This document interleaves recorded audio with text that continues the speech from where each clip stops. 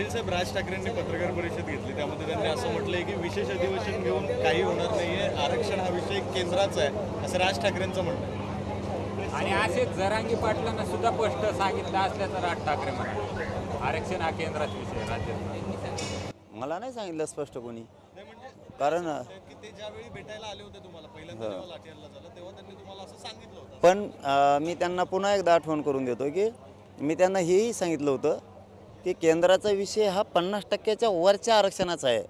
रससाहेबांना मी त्याच वेळेस सांगितलं होतं आणि आता पुन्हा एकदा आठवण करून देतो की आमचा विषय वेगळा आहे.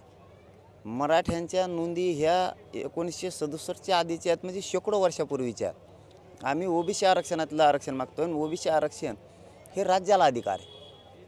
67चा कायदाच सांगतो हे राज्याला अधिकार आहे. केंद्रातलं आरक्षण ते जे म्हणते ते आता जे ECBC होतं आणि मागासवर्ग आयोगानं जो अहवाल दिला आहे तो विषय, परंतु आमची ती मूळ मागणी ही आहे की मराठा हा OBCमध्ये आहे पूर्वीपासून, ते OBCत घेण्यात यावा. मराठवाडा हा पूर्वीपासून OBCत आहे, तो घेण्यात यावा. कारण हैदराबाद संस्थांमध्ये मराठवाडा असताना त्याला आरक्षण होतं, गॅजेट घेण्यात यावं ही मागणी. आणि त्यावेळेस त्यांनी असं सांगितलं होतं की मग मला हे माहिती नाही, मी माझ्या अभ्यासकांना विचारील. त्यावेळेस ते इथं काही उत्तर त्यांनी ते दिलं नव्हतं, कारण त्या प्रश्नाचं उत्तर आपण त्यांना त्याच वेळेस दिलं होतं.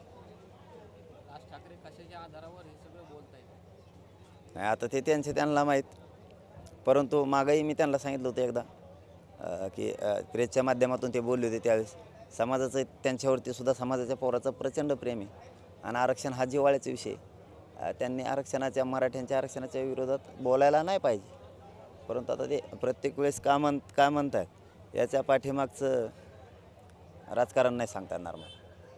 पण राज ठाकरे जे बोलले की केंद्राच्या हातातला विषय, म्हणजे तुम्ही म्हणता की तो 50%च्या वरचा विषय, म्हणजे मागासवर्ग आयोगाच्या अहवालानुसार जर उद्या 10 ते 12% आरक्षण दिलं गेलं राज्याकडून तरी ते केंद्रात टिकेल असं वाटतंय का तुम्हाला? राज ठाकरेंच्या म्हणण्यातून असं वाटतंय की ते केंद्रात टिकणार नाही, केंद्राच्या हातात तो विषय, तुम्हाला काय वाटतंय? नाही ते तर आम्ही पण म्हणतो ना, परंतु काय असतं की असं म्हणतात केंद्राकडून म्हणलं जातं की 102 103 घटना दुरुस्ती करून राज्याला अधिकार दिला आहे, हाही एक भाग त्यातला.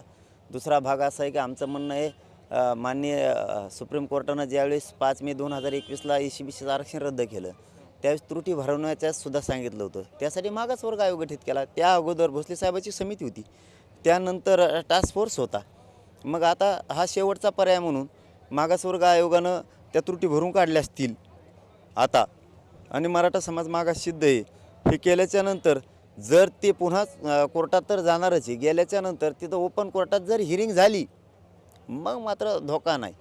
पण जर नाही झाली, कारण क्युरिटी पिटिशन किती स्वीकारली जाते किती नाही शंका कुशंका आहेत, परंतु होतं 2-3 जणांचं म्हणणं 100-150 जणांना लागत आहे ते, तर हा लढा सुरू होता गोरगरिबांचा. गोरगरीब म्हणले त्यांचं द्या, त्यांना जाऊ द्या, त्यांना पाहिजे 2-3 100-150 जणाला. ह्याच आंदोलनानं तेही कायदा बनवला आहे किंवा उद्या बनवतील. पण मूळ मागणी करोडो मराठ्यांची या राज्यातल्या 100-150 सोडले ते तर, आणि 2-3 मराठा समाजाला OBCतून आरक्षण पाहिजे आहे. ती आम्ही पूर्वीच पाहिजे म्हणजे काय आडमुठपणा नाही. ज्याच्या कुणबी नोंदी सापडल्यात आणि ज्याच्या सापडल्या नाहीत त्याच नोंदीच्या आधारावर त्याच्या सगळ्या सोयऱ्यांना द्यायचं सरकारनं कबूल केलेलं आहे. आणि हे 5 महिन्यापासून सुरू आहे, आज नाही. सगळ्या सोयऱ्यांना द्यायचं, कसं बसवायचं, काय करायचं. मग त्यासाठी त्यांनी आपल्याकडून 2 महिन्याचा वेळ मागितला होता. मला वाटतं 2 नोव्हेंबर तारीख होती आपले उपोषण सोडायची, त्या दिवशी 24 डिसेंबरपर्यंत त्यांनी वेळ मागितला होता, आपण दिला होता. आता तर परत 2 महिने झालेत, म्हणजे आता जवळपास 19 फेब्रुवारी आज. 2 महिने 4 महिने सगळ्या सोयऱ्यांसाठी गेले.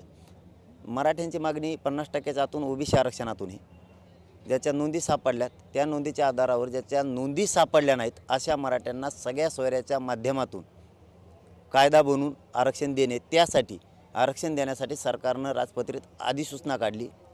आता त्याची अंमलबजावणी सरकारची जबाबदारी करणं, आणि 23 तारखेला करतील आणि त्यांना ती करावी लागणार आहे. कारण आंदोलन त्यासाठी आहे मराठ्यांचं, यासाठी नाही. हिवगा हट्ट होता श्रीमंतांचा, 2-3 जणांचा 100-150 लागत आहे ती, पण तो गोरगरिबांनीच पुरीला आहे. खरं तर गोरगरिबाचा त्यांनी हट्ट पुरवायला पाहिजे होता, पण गोरगरिबांनीच त्यांचा पुरविला आहे. आंदोलन हे यासाठी 50% जातून OBC आरक्षणातूनसाठी आहे आणि सगळ्या सोयऱ्यांच्या कायद्याची अंमलबजावणी होण्यासाठी. आंदोलन यासाठी नाही. राज ठाकरे याआधी पण असं बऱ्याच वेळेस विरोधात बोलण्याचं बघायला मिळालं होतं, आता पुन्हा ते बोलले. का बोलतायत मी आता तेच म्हणलो तुम्हाला. आता ते का मराठ्यांच्या विरोधात बोलतायत आणि आरक्षणाच्या विरोधात बोलतायत माहिती नाही. होईल उरगाडा एक ना एक दिवस 100%. कारण त्यांनाही प्रचंड मोठा वर्ग आहे मानणारा मराठा समाजाच्या पोरांचा, आणि त्या पोरांचं कल्याण होत असताना त्यांनी विरोधात बोलणं म्हणजे त्या पोरांना सुद्धा विचार करण्याची गोष्ट आहे आज, की आपल्या भविष्यावरती ज्यांच्यासाठी आपण जीवातून काम करतोय तेच आपल्या भविष्यावरती घाला घालतात की काय, ही पण विचार करण्याची गोष्ट आहे मराठ्यांच्या पोरांना. जी अधिसूचना काढली होती सगळ्या सोयऱ्यांची, त्यांच्या विरोधात एक ससानी म्हणून वकील ते हायकोर्टातून गेली, ती केस चालू आहे.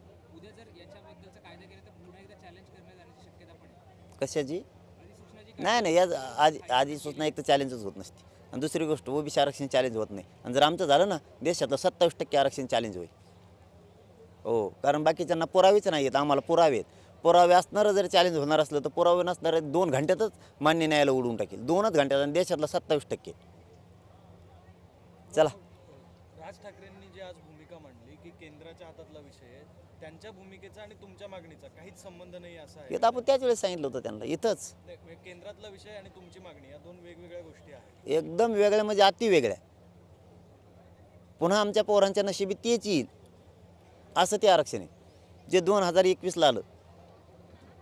आरक्षण घेतलं, शिकले, निवडी झाल्या, नियुक्त्या नोकऱ्या लागायच्या टायमाला वाटोळं झालं, लढत बसले पोरं. ज्या पोरांच्या हातात लेखणी यायला पाहिजे होती त्या पोरांच्या हातात आंदोलन आलं, आणि त्यांचं वय आंदोलन करता करता निघून गेलं. पुन्हा ह्या 2-3 जणांच्या हट्टापायी, हे 150-150 जणांना जे लागतं वेगळं आरक्षण, त्यांच्या हट्टापायी आणखीन मराठ्यांच्या पोरांचं वाटोळं करणार आहे तेच. परंतु आता नाविलाज आहे, गोरगरीब मराठ्यांनी त्यांनाही द्यायचं ठरवलं, पण आम्हाला आमचा विषय वेगळा. कारण आम्ही करोडो मराठी, 5.5 करोड मराठी, आमची ओबीसीतून आमचं हक्काचं जे आरक्षण आहे ती मागणी, आणि सगळ्या सोयरीची अंमलबजावणीची यांचं उद्या होईल. आणि श्रीमंतासाठी ताबडतोब अधिवेशन घेतलं जातं, गोरगरिबांच्या सगळ्या सोयऱ्यांच्या मागणीसाठी घेतलं जात नाही. मग 21ला कळत गोरगरीब म्हणजे काय आणि आंदोलन म्हणजे काय. चला, धन्यवाद.